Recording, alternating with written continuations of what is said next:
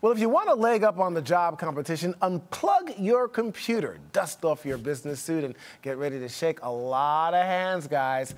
Searching online and applying directly to companies is now taking a back seat to networking. To talk more about this is founder and CEO of SwapTheBiz.com, Scott Eisenberg. Welcome. Oh, thank you. You know, I got to tell you, I guess, I'm an old salt, an old dog. I'm probably a lot older than you. And, before all this technology, that was the only way to really get it done. It's not what you know, it's who you know, and it's kind of face-to-face human kind of interaction, Scott. I can't agree more. I mean, it's come back to that is what it is now. I mean, in your face, meeting people, connecting, socializing, so you can learn about a person and find commonalities and connect. Well, what's been the change here? Because you've got Monster.com, you've got the Ladders out there, and other people who apparently seem to be very successful. Why has there been a change in the trend here in terms of how people actually find jobs? Well, at this point, everybody's a commodity at this point. Everyone's online. People are inundated. There's a million resumes. They all look the same. How can you differentiate in this world? The best way, like you said, in the old days, it was you met people, you connected with people, people reached out to you. And you learn about a person when you meet them in person. But what about the assembly line effect of this, though? If you're going online, I'm just being the devil's advocate here. You certainly can get through a lot more resumes by going online as opposed to having somebody come to an office and sit down and talk to them. And that could last either a long or short time. It doesn't seem to me it would be actually cost effective, though. But it actually is much more cost effective. The reason being is that you can't get that personal. I can't learn about you. There's so much more beyond that resume. I can go through resumes and I can miss great people because I don't learn about them as a person. There's so much more than that's what's on that paper. Okay, that's a good point. So what are employers looking for when you come into an office and you sit down? I mean, sometimes the first sight of somebody could make or break whether or not they land a job. Yeah, I mean, well, they're going with the standards. I mean, they're looking at, where they go to school, perhaps. It depends, of course, on the industry and what the specific requirements are. But, in that office setting, it's different. There, it's the same stuff over and over and over again. They're asking the same questions.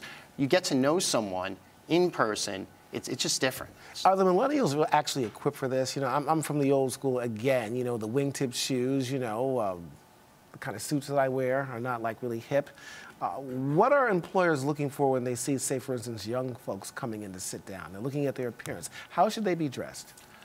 It depends. It depends on what they're going for. What's the industry segment? Millennials are different, without a doubt. And some of them are ill-equipped because of the fact that they are so deeply entrenched online. They lack a lot of social skills. So some of them might need to engage and help even on these interviews. They might need training. They might need to be helped out to show them how they can connect with people more. Scott, here's the deal, though.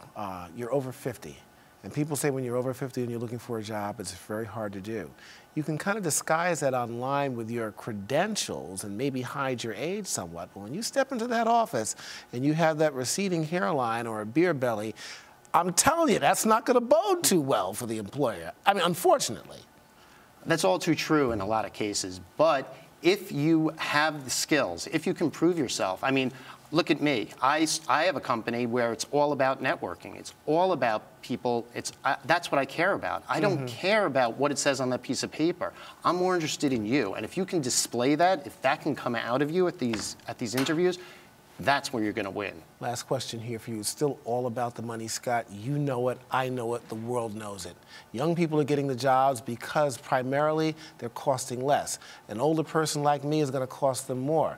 Down the road, whether you're face-to-face with somebody or not, if you're younger, you have a better advantage.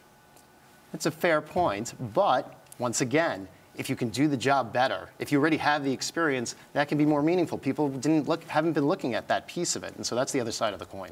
Scott, I want to believe you. I really want to believe you, Scott. Believe me, then. Okay, I'll believe you. For now. All right. I like that suit. Thank Scott Eisenberg, as always, thank you so much. Thank you so much. Appreciate it. Tomorrow on the Rise Exchange, as the famous Muppet Kermit the Frog says, it's not easy being green. For Earth Day tomorrow, we'll see if that's true or if businesses are actually raking in the green. You know they are. Now for another look at the markets. The Dow closing down at 17,949. The S&P 500 closing at 2,097. And the NASDAQ ended the day at 5,014. I'm Julian Phillips in for the vacationing Andrew Schmertzy Schmertz. Thanks for watching Rise Exchange. We'll see you right here tomorrow if you keep it where it is.